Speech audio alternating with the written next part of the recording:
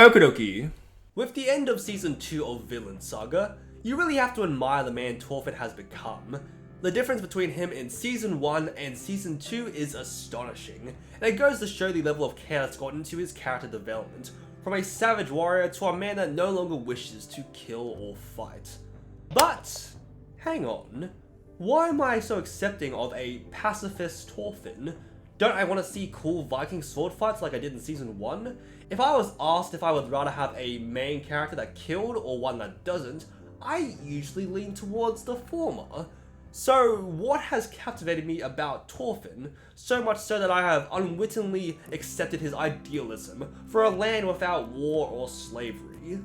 Well, I guess that's why I made this video, to give a brief glimpse into what draws us to Thorfinn. When asking the question, why do we love Thorfinn's idealism, I think a great place to start is to just look over his journey in its entirety. We've been along for the ride for quite a while, starting way back when Thorfinn was a mere 6 years old. We all know what happened. Thorfinn's father Thors is called back to the front lines, they get ambushed by Askeladd and the gang, Thors sacrifices himself to protect everyone else, but Thorfinn sneaks into Askeladd's ship swearing revenge, starting our glorious Vinland Saga. Now I want to come back to Thors for a bit, because he introduced something very important before he was unfortunately turned into a pincushion: the idea of a true warrior. Thors had originally become disillusioned with the idea of fighting in wars, wondering if there was something more to life than just a world of kill or be killed. So he left the front lines to start a family in Iceland. The only time we actually get to see him fight is when he faces Askeladd's gang, pulling off the astonishing feat of taking out every single soldier he faces without killing a single one. So, from the very beginning, a seed has been planted, not just in Thorfinn, but in us as well. Some people may have forgotten about it, distracted by the glitz and glamour of the filthy bloodshed, but the seed is there, slowly waiting to be nurtured. We see it pop up again while we're escorting Prince Canute, another character that has gone through drastic change, but it's the drunken priest Willibard that brings up his search for true love. Not the kind we see in fairy tales, the comatose princess waking up from the kiss of a hot guy, but the kind of love that doesn't discriminate against anyone, friends, family, or enemies. Here we see some of the soldiers reminisce about the weird man they killed years ago, a man that took out every soldier without a single casualty on either side, other than the man himself, of course. Upon hearing this, Willibard pauses, ponders it for a while, and when asked if this is what he meant by true love, he doesn't reply, doesn't provide a yes or no, which is very important because nothing concrete has been put in place to dictate what this mythical true love or true warrior is supposed to be, which allows us to mull it over, to deliberate over what one needs to do and what one needs to achieve to reach the status never before seen in the world of Vikings. And I think no one else exemplifies this formless concept better than Thorfinn. We get to see Thorfinn in many stages of his life, which conveniently gets split into the war arc and the slave arc via season 1 and 2. Thorfinn during the war arc is driven by one thing, and one thing only: revenge. Blind to everything else, Thorfinn joins Askeladd's gang for the chance to enact his vengeance in a one-on-one duel to the death. To be able to earn the right, Thorfinn must assist Askeladd on the front lines, taking out strong captains and weak villagers to be granted the chance to cut down his father's murderer. Now, we can talk as much as we want about how cool Thorfinn is, cutting down enemies several times his size, blitzing his way through battlefield to battlefield, but I want to step back and judge him for a bit here. Thorfinn is being taken advantage of. What was supposed to be a quest to take one man's life has turned into a trail covered in the bodies of numerous unrelated people. How many families lost their husbands, fathers, and brothers because of Thorfinn's daggers? How many soldiers became mere blood-soaked stepping stones for Thorfinn's selfish desires? How many innocent villages were destroyed because of Thorfinn's utter disregard for the lives that were once so similar to his very own? Not to mention, Thorfinn completely abandoned his family in a time where they needed him most. In modern times, if the man of the house was to suddenly be unable to work, Normal circumstances say that the woman of the house was probably working as well, no longer stuck at home doing chores or looking after children. Of course, some do still become housewives, but it's not as prevalent as it was back then. In the era of Vikings, if you lose the man of the house, you might as well join him, because fat chance of you surviving without the main breadwinner. Thorfinn's family had just lost Thors, and in their time of mourning, Thorfinn abandoned them in his blind pursuit for revenge. Now, granted, Thorfinn was only 6, so maybe there wasn't much he could do yet for his family, and there were instances of females rising up to become merchants or fellow Vikings, which we clearly see in Ylva, who has always been a bit of a girl boss. However, this doesn't change the fact that Thorfinn doubled the amount of family members lost that day, too distracted chasing after family that was already gone. Vinland Saga is actually a perfect example of why revenge is not a good thing, perfectly exemplifying the damage Thorfinn does to those around him. The Thorfinn we see in the war arc is constantly angry, never once having a smile on his face during his time with Askeladd, which is something that comes to change with the slave arc, when Thorfinn loses his main reason for living after Askeladd is killed by Canute. The next time we see Thorfinn, he's completely empty. Honestly, the poor guy is pretty depressed, stating that, 今まで生きてきていいこと一つもなかったよ。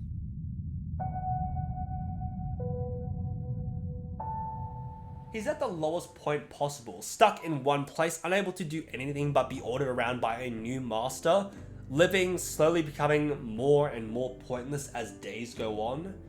That is, until he meets Einar. What Einar brings to the table is the perspective from a farmer, a man whose village was pillaged, a man whose family was tragically taken away from him, a man whose freedom was stolen as he's reduced to a mere slave.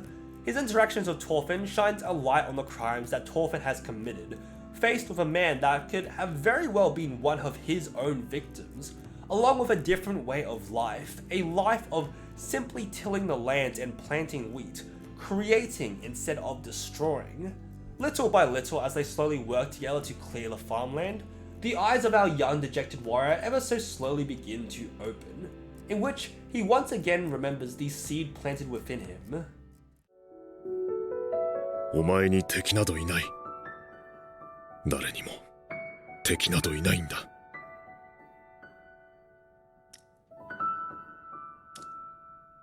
傷つけて良いものなどどこにもいない。 This here is simply the start to why we've come to accept Thorfinn's new goals, because we've already been aware of this seed planted and nurtured since the very first episode, taking an entire 2 seasons before we can even begin to see a sprout. But the seed is still but a seed, it has no real shape to it, the way it grows is purely up to the person, which brings us back to the formlessness I mentioned before, the idea of a true warrior.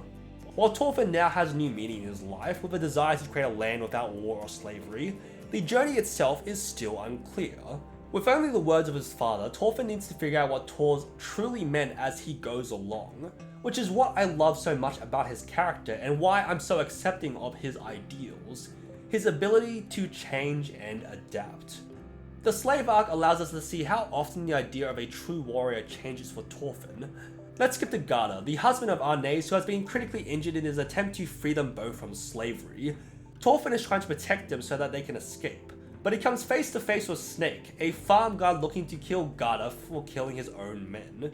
Thorfinn has been trying his best to not fight, but with his back against the wall, he is given no other option except to resort to putting up his fists, which results in one of the few beautifully animated action sequences that we get from Thorfinn during this slave arc.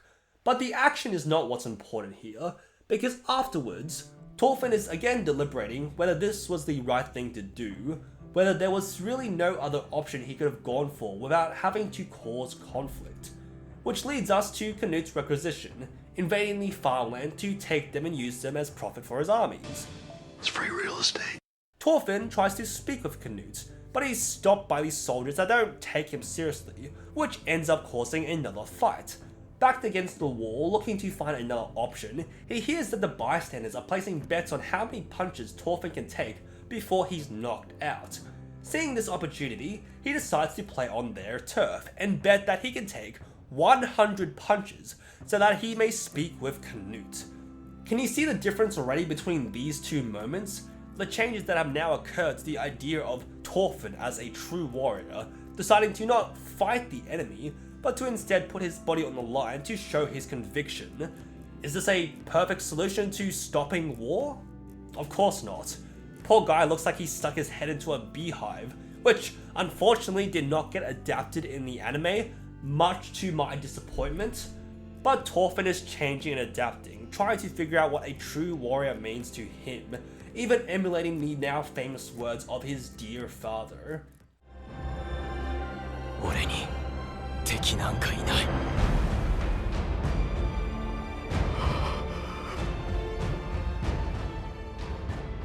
We even see this in his negotiations with Canute, as we get to see two men who have taken completely different paths in their search for salvation. Disillusioned with God and heaven, Canute wants to create a place for the warriors, the Vikings that have caused so much pain and suffering, something Thorfinn had never even considered. Thorfinn wants to make a place for the people that want to get away from the pain and suffering from Vikings, a world more appealing than death. Unfortunately, due to their differences, negotiations begin to break down, and Canute attempts to threaten Thorfinn to get out of his way. Backed against the wall once again, we pause to see what Thorfinn will do, in which he simply says, 俺は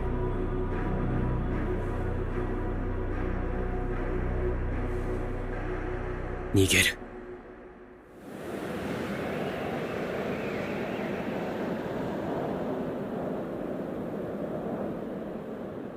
Again, another change, another adaptation, another way that Thorfinn tries to become a true warrior. Is this it? Is this the perfect option? Again, of course not. In fact, you could even say that it's only because of Thorfinn's times as a warrior that he even has the ability to run away, which is something that we see in the later arcs of the manga. How far have we truly strayed from the idea of might makes right? And while that may be true in a sense, as all those years of killing taught Thorfinn how to fight people without killing them, Thors himself was never a saint either. It's because Thors and Thorfinn know the tragedy of war and slavery that they may be the only people that are able to try and push forward towards a different way of life, a better way of existing, a world more appealing than death. Is it possible that even after Thorfinn makes it to Vinland, war and slavery will eventually catch up to them?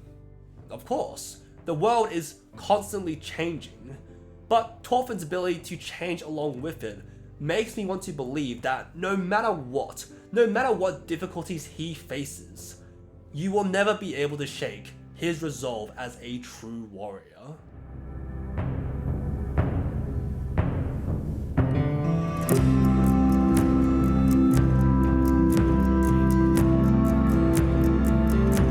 Thanks for watching. As a reader of the manga, I've thought about whether I wanted to cover the later arcs, but I think I want to hold off for a moment, excited to see them come to life through the anime.